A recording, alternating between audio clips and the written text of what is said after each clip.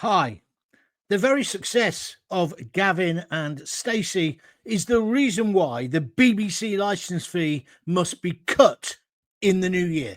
Welcome to the John Gaunt podcast. Listen to what I've got to say. It makes perfect sense. Are you completely fed up of the way the BBC, the British Broadcasting Corporation, some people say the British Bullshit Corporation, other people the Brexit Broadcasting Corporation, are behaving about Gavin and Stacey? Look, I get it. It's their big success, one of their only successes in the last few years. But the hype they're putting behind it for Christmas Day is outrageous. How much free publicity, well, it's not free, we're paying for it, are they getting? Nearly every programme you turn on is plugging Gavin and Stacey. Every programme. Just how rich is James Corden going to get off the back of it? Is it right the BBC uses their monopoly, state-funded position to push their products so hard? I know it doesn't really matter on one level because linear TV is dead or certainly dying, but it can't be right, can it, that even news programmes, I mean, I was watching The One Show and they had another plug for it last night. Larry Lamb was on, one of my favourite ever actors. I love the actors in it. There's some great people in Gavin and Stacey. I don't think it's very good. I think it's pretty average. Rob Brydon is as funny as a dose of hemorrhoids as far as I'm concerned, but that's a subjective view. I just don't get it. However, how can the BBC keep plugging it? I was watching the news the other day and they had a programme where they had an item which was interviewing people who'd been extras in it in Barry. It wasn't twisting it to say Gavin and Stacey has changed Barry. It has meant that more people go there. It's done this economic uplift, which you could almost justify. No, it was plain and simple a plug for their Christmas Day programmes. Now, I think it's wrong, but the BBC do this all the time. Look at the way they hype up their radio stations. They have an unfair advantage because they plug them like mad on those little trailers, 30-second trailers before EastEnders. It's a constant plug fest. It's an absolute abuse of their majority state-funded, well, funded by you and me, position. I don't mind them saying, listen to local radio for your coverage of your football team. That's okay. But it's when it's Radio 2 anthems. I mean, I don't agree with what they're doing with Radio 2 anyway. They're trying to start all these new little radio stations up to basically F up Boom Radio. You know, the older persons or radio station that they started on their own. They're trying to do the same thing. The same with Capital and Heart. They now do these anthem stations. Well, Radio 2's job, I don't even think Radio 2 should be funded by the licence fee. Are you seriously telling me that they couldn't get sponsors for all those programmes? Of course they could. And now with Zoe Ball leaving with a £1 million salary and whatever payoff she's got, they're surely not going to pay Scott the same amount of money. And if they do, they're stupid. He wouldn't command that money in the private sector. And as I say, Radio 2 can exist in the private sector. Just go back to Gavin and Stacey. Why isn't that programme sponsored? Gavin and Stacey brought to you by whatever. You know, like how Coronation Street is brought to you by Cadbury's. Why can't that happen? Why not? It would cut the costs. Maybe that would mean they wouldn't have to put the licence fee up again. Maybe then they could give free licences to pensioners instead of still ripping them off. Maybe then they'd send less women, and it's mostly women, to prison for not paying this poll tax. And that's what it is. It's a poll tax. Similarly, Radio 4.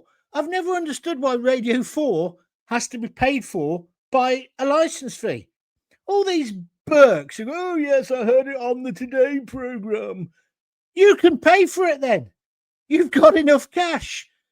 The uber middle class, the uber liberals who love the Today programme, why can't it be sponsored? Why does it have to be paid by a poll tax, a compulsory poll tax? Radio 1's the same. Radio 2. Radio 3, I can understand because they're playing some classical music. Perhaps it needs to have some state subsidy. And when the BBC do the big events, the Olympics and stuff like that, if they can't get the funding behind it, because they do it brilliantly, I think there's a case for some public funding. But what we've got at the moment is this massive state monopoly where they take all the cash. And I don't think that's right. And I think it's got to change.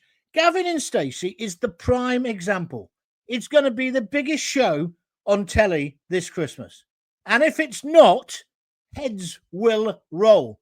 I tell you one thing, James Corden, it better be good. It better be a lot better than what you did serve up last time. Because people are saying, oh, it's a classic. Really? Is it up there with Morecambe and Wise? Is it up there with Monty Python? Is it like Christmas used to be? I mean, I know I'm being a bit nostalgic, but wasn't Christmas great when actually we only had 2 or 3 channels? You got the radio times and the TV times 3 weeks before. You got a felt tip out and you sort of highlighted what you wanted to watch. There weren't any video recorders. You had to watch it as a family. And it's the same time as when Mum put the Satsumas out and put out the Quality Street. Well, you could tell what a family were like by whether they had Quality Street or Roses. None of those bloody Heroes nonsense. However, those days have gone. Those days of the whole family watching the same program have gone. Everybody is on this. They'll be watching their own programs. And this is another reason why I object to the license fee. I've got Amazon Prime in our household. We've also got Sky, although I'm going to get rid of that very soon. What's the other one we've got? We don't need a license is what I'm trying to say. You can buy it. I tell you what, I've been watching a hell of a lot recently, and I think it's the best TV in the world at the moment, is Paramount Plus. It's on the Disney Channel. I think it's somewhere on there. I've been watching Yellowstone. Have you watched that? Incredible. And the prequel series. If you like Westerns, it's just out of the world. The BBC haven't done anything like that for years. But I have to pay for it because I want to see that. I think the writing and the directing is out of this world. It's extraordinary.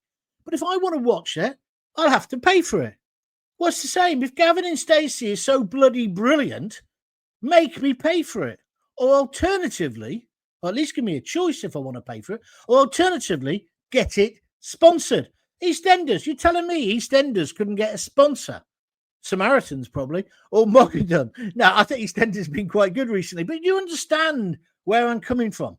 I'm not saying adverts every 5 minutes like in the States, but would it hurt EastEnders if it said EastEnders brought to you by Cadbury's, like Coronation Street does? Would it hurt you? Match of the Day brought to you by... Well, their Match of the Day is another prime example. We pay for the Match of the Day. We pay for that idiot crisp pusher, Gary Lineker, although I'm delighted to see that Kelly's taken over, Kenny Dalglish's daughter. I worked with her for a short time at TalkSport. She's a real professional. I think she'll be great on there with Chappers as well. But Lineker, £1.4 million, right? I don't want to pay his wages. Why can't it be sponsored? And when you say, oh, no, you can't have it sponsored, why not? When they interview the footballers at the end of the game, behind them, it's full of bloody adverts. It's already privatised, but by the back door. So what I'm saying is, let's put it legitimately funded. People would fall over themselves to fund Match of the Day. There's other shows. And like I say, even the snobbier stuff, the Radio 4 product, that can be sponsored. Radio 2, therefore, we would cut the cost of the BBC rather than the cost always going up. Likewise, when it comes to news, I believe in BBC local radio. They should be doing local news, local football, sport, rugby, etc. But they shouldn't be playing records. Have you listened to BBC local radio recently? There's some talented people on there. I owe my career to BBC local radio.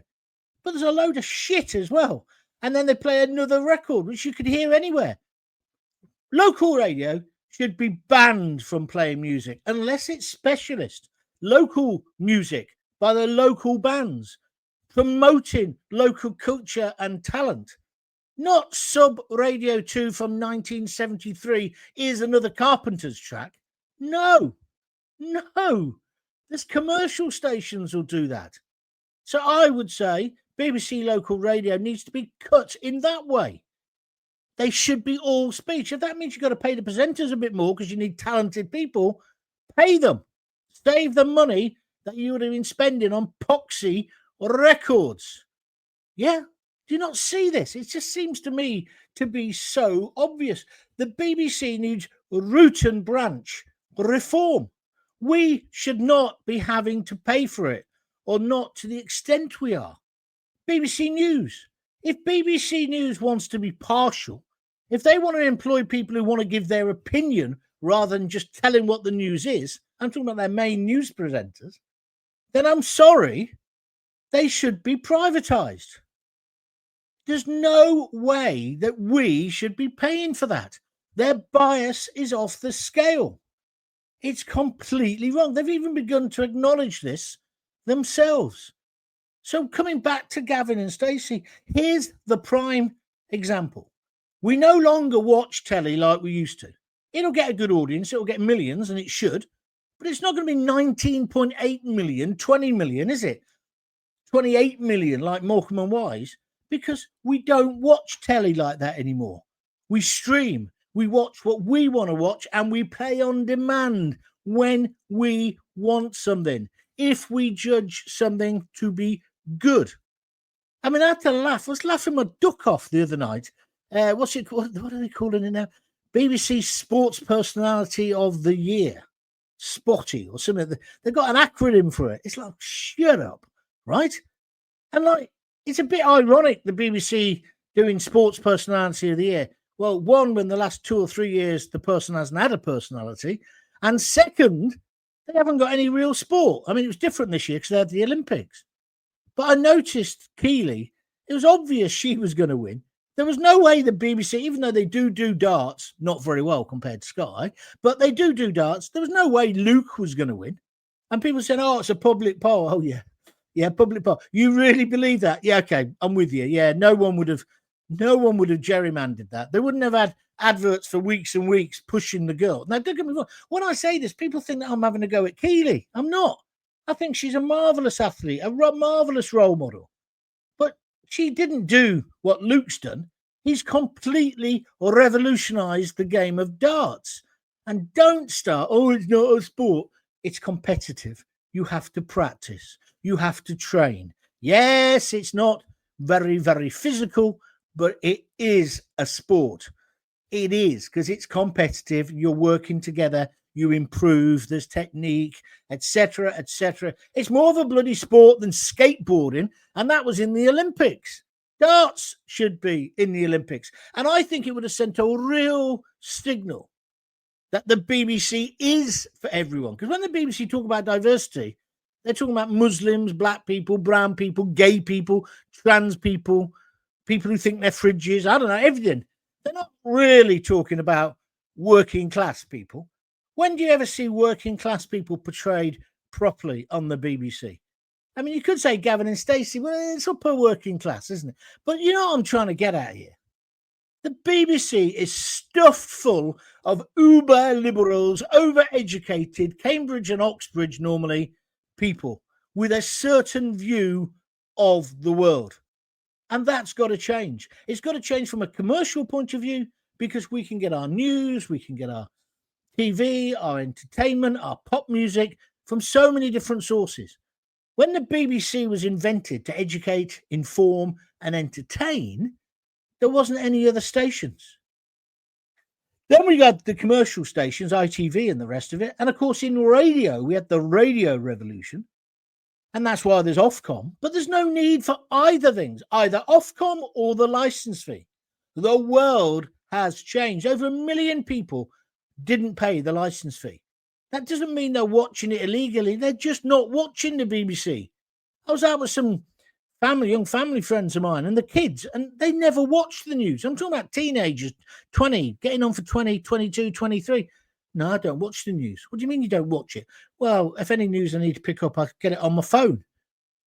The BBC have been left behind. They're a dinosaur. However, that's not to say they don't make some excellent programmes. And if Gavin and Stacey's on this Christmas, you might choose, I'm going to watch that. What else have they got? Call the Midwife. Babies dying left, right, and I can't bear that programme. Then you got the BBC, just been looking at it this morning. In the daytime now, it's Scare a Pensioner programming, isn't it? With that bald-headed Dom guy who's meant to be the voice of the working class. Do you know what I mean? There's him. Oh, scam this, scam that. Old age pensioners watching that must be shitting themselves by the end of it. It's all about scaring people, not reassuring people. It's a disgusting programme. And then you got Under the Hammer. Well, come on. That's been on long enough. I mean, I like Dion Dublin. He's a hero to us Cov fans. And Martell, I work with her at the Sun. She's a lovely girl.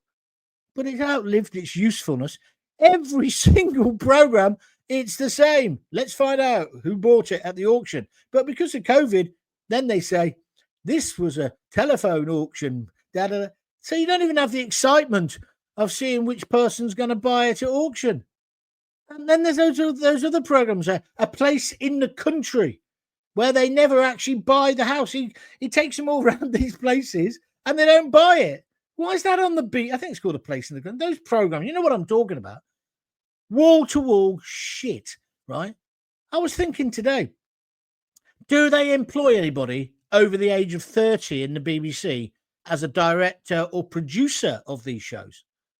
I was watching another friend of mine, Gordon Smart. He used to work on the Sun with me. He's a great bloke, but he's standing in for that Welsh guy who used to be on Blue Peter, on that kind of mid-morning show, rip-off of the show that's on the other side that Philip the pervert Schofield used to be on. Maybe he's not a pervert, sorry. But anyway, he does that programme, and Gordon was doing it today. And they again in that programme, they can't resist plugging the rest of their output. They have a Strictly Ballroom person who does the Keep Fit bit. It's like pop will eat itself. Every programme is promoting the other programme, but in this really bland, crass way. And I don't think it's right. So I was watching that programme. They had that guy on. I think he used to be a copper, Rav, I think his name is or something. And he was talking, what was he talking about today? And he was just not educated enough for the things he was trying to say that happened. Not experienced enough. He was just naff. Just absolutely. And I just wondered, why don't you employ some, I'm not saying me, I wouldn't want to do it, but older people who are the target audience, who know that not all old people want to watch shows about scams or buying houses and doing them up and renting them out. And also that Under the Hammer, it sort of says, it's a great way to make money. Is it? I'm not quite sure it is nowadays. But it's just that the BBC, they're caught between being commercial and being a state broadcaster. I say you should separate the two. So some of the things can be funded by advertising or by subscription, and some can still be maybe a small amount of state subsidy. But maybe other companies should be able to apply for that money as well. I know that kind of happens a bit with Channel 4, but that's what should be happening. And the BBC Sports Personality of the Year, when they've hardly got any sport, come on, let's sort this out. And this massive plug fest for Gavin and Stacey, it's wrong. It's totally and utterly wrong. And I've been surprised. I mentioned it a few weeks ago in some tweets. I thought people would pick up on it and it'd end up somebody in a newspaper saying the same thing. No one has. It just passes them by. Maybe no one's watching the BBC, so they're not seeing this abuse of their dominant market position. But that is what they're doing. So you got Call the Midwife. I won't really slag it off too much because one of my boyhood heroines is in it, Jenny Agutter. What a brilliant actress. But she's playing a nun. I think I preferred her in The Railway Children. And I think I preferred her in Walkabout, written by the brilliant playwright Edward Bond. What a great... Have you seen that film? Set in Australia. He goes out and the father and he leaves them out in the bush in Australia. What a movie. Hardly any words, but brilliant. So they've got Call the Midwife. They've got that. They've probably got Michael McIntyre. How he's become famous is beyond me. It really is. The wheel, I'd like to tie him to a wheel. I'd like it to be like in Duran Wild Boys video. You know, when it turns around and allegedly Simon Le Bon got caught underneath it. They managed to release him and he survived. But, with McIntyre, I would see how long I could keep him under the water. I'm being nasty, but you know where I'm coming from. You know what I'm saying. And then they're bringing back a program which I really did like when it was on the telly years ago, with the kids in it, the little kids in it, and the mum and dad. Hugh Dennis is in it, isn't it? That's a good show. But they're bringing it back, and all the kids, again, were on the one show. They're all grown-ups, tattoos, and the rest of it. And that's just the women. I can't see how that's going to work either. Where's the new talent? Where's the new stuff? Where's the BBC experimenting, pushing the edges? Now, I know some people say, hang on, Gaunty, Gavin and Stacey started on BBC 3, went to 2, went to 1. Yeah, okay, I'd have to concede that point. But it's not been on telly for 5 years. Why is it coming back? How much have they spent on it? That's what I'd like to know.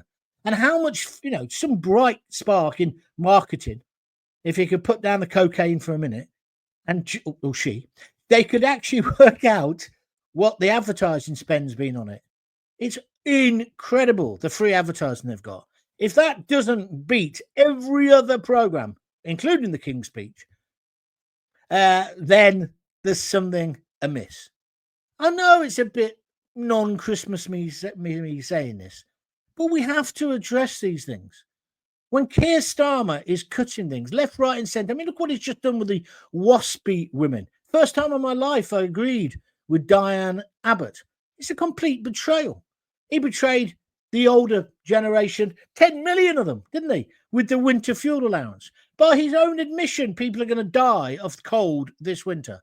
So we need to save money where we can save it. And one of the big savings could be the BBC. I am not anti the BBC. I am anti their waste. I worked for them for 30 odd years as a freelancer. I know how much they overpay. I know how much they waste. And all I'm saying is, just with a slight adjustment, some of that money could come from the private sector, and therefore we would have to pay less. Do you agree with me or not? Please send me an email. All your emails I've been getting, I'm going to sort them and read them out after Christmas. It's john@johngaunt.com. Or get on Twitter or get on Facebook. John Gaunt, JONGAUNT. If you're listening to the audio of this, don't forget I've now got my YouTube channel where you can see this in video. Set it to widescreen. And I'm even now beginning to get the lighting right. It's an improvement on yesterday. So it's John Gaunt TV if you want to watch me in beautiful Technicolor. Although my face is getting redder. It's getting a bit like Alan Brazil, medicine ball head. It'll blow up one day if I'm not careful. But yeah, and thanks for your support. See, here's me. I started this again with nothing, had nothing. And I've asked you to help me, and you've kind of been helping. You have been helping me. Some guy gave me the lights. My wife's bought me the green screen. You've donated coffees. I had an old mate of mine, Blair. Hello, Blair. Nice to hear from you, by the way. Blair Carroll. I went to school with him. We were mates. He had this amazing trick. I'm going to ask him. He said, we must get together after Christmas. I said, you're all right, Blair. And he said, we seem to have similar views. Well, we'll find out about that, Blair. But all I want to see him for, he used to have this thing. He had big ears. I'm not being nasty, Blair. They were big ears. But he had a great party trick. He could make his... I'm trying to do it now. I can't do it. He could make his ears go up and down separately, one after another. He'd have got a contract with Simon Carroll on Britain's Got Talent if he'd been a kid at this age. He was an amazing talent. I don't know how you do it. I'm trying to do it. I can't do it. But he could get his ears. Anyway, but Blair, it's been great. And thank you. He contributed 5 coffees, 25 quid. And other people have been chucking in money. Thank you. And so I've got this off the ground. What if I can now do broadcasts and talk about issues that matter? I'm not suggesting the whole of the BBC should come from a green screen in some hovel in Coventry, but it just proves how media's changed. And you decide whether you want to watch me or not. And if you really like me, you chuck in a few bob. That's okay. And now we're trying to get some advertisers, and with YouTube, I'm trying to make get enough viewers. I've got enough viewers. What do you call them? Subscribers. But you've got to have watch hours. I've got over nearly 3,000. You've got to have 4,000. Then you can have adverts inserted into it. It'll be a trickle of money. But I'm doing it off my own back. I'm also doing it because I don't want to be part of the media machine. I actually do believe the future is on the internet and on our apps and individual people having their say. I'm saying things on here I could never get away with saying, even on GB News. Talking of which, I was sad to see that Mark Dolan's been let go. He's a nice lad, a really, really nice bloke. And there aren't many nice, genuine blokes in this business we call show, let me assure you. But he was, and he is. And I'm sure he'll bounce back in something else. I understand the rumours are that Kay Burley from Sly News might be going there. I'm not saying anything. Anyway, how did I get onto that? So, yeah, going back, if I can do it off my own back, and the BBC should be able to, we should be getting to a position now where the media is broken up. We are all the media, is what I'm effectively saying.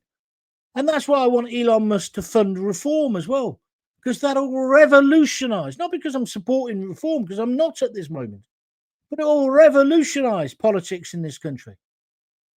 I mean, today, there's a ridiculous thing today about the water where they're kind of making out it's a decision between having shit in rivers, yeah, and pollution, or you paying more. Well, I don't think it's a straight choice like that at all. How about not paying the water companies, the profits, and the shareholders and the directors? How about renationalising water? How on earth have we got ourselves into a situation where water, you pay for it twice? You pay for it when you drink it. You pay for it when you piss it out as well for sewage. It's wrong.